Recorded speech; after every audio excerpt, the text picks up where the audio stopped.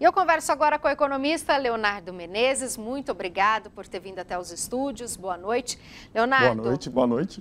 Você acredita que o governo se precipitou ao anunciar os cortes para a educação? Com certeza. Eu acredito que o governo tem, assim, se valido muito de pronunciamentos não oficiais. É muito importante que o governo esteja alinhado seus pronunciamentos com os mecanismos mais oficiais, como, por exemplo, alinhar com os ministérios, seja ele da economia, da educação. Isso é importante para o governo. Então, isso vai evitar que tenha, assim, consequências no cenário econômico e no cenário político. Porque ficar comunicando e depois consertando a comunicação não é interessante hoje em dia, né? Fica muito confuso, né? Fica confuso para nós, como no meio político, como também para os investidores, né? Isso mesmo. Leonardo, e a liberação anunciada ontem? Vai resolver os problemas das universidades? Olha, eu acredito que todo investimento hoje, todo recurso que nós pudermos ter, ajuda na nossa educação. Então, que esse recurso vai ajudar, com certeza. Você trouxe até um gráfico, trouxe né, um gráfico. O que nós podemos observar aqui, o pessoal pode olhar, que não é só nesse governo, não é só...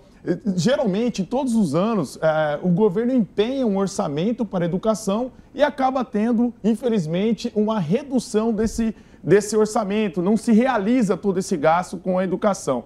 Então, isso por quê? Porque muitas vezes o orçamento público ele se vale principalmente da expectativa do crescimento da economia. Então, se a receita da economia não se vale, né, como, por exemplo, o governo Temer projetava uma economia de 2,5%.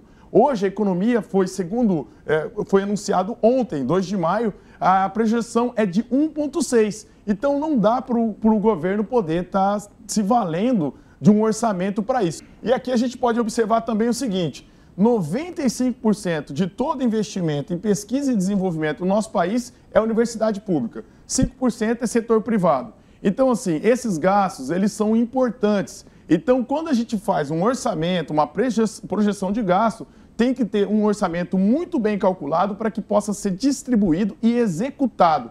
Porque quanto mais nós investimos em pesquisa e desenvolvimento, maior o potencial de crescimento econômico do nosso país. Leonardo, você acredita que a economia brasileira vai reagir e quando ela vai começar a reagir? Olha, é o seguinte, como eu disse, né, a expectativa do crescimento econômico reduziu novamente, saindo de 1,6%, na casa dos 2% para 1,6%.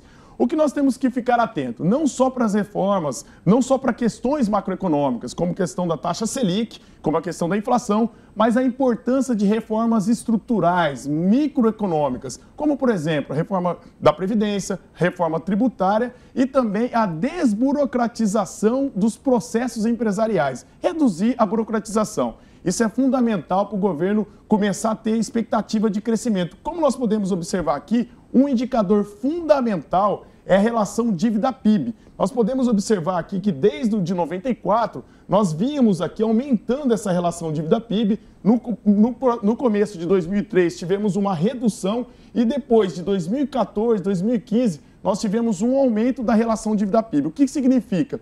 Que nós estamos gastando mais do que estamos arrecadando. Então, o que nós precisamos? Aumentar o nosso crescimento econômico. Isso é fundamental. Ótimo, Leonardo. Muito obrigado pelos esclarecimentos. Eu acho que todo mundo em casa agora ficou ciente de todas essas confusões do corte ou não de verbas. Sim. Muito obrigada mesmo e até uma próxima. Até mais.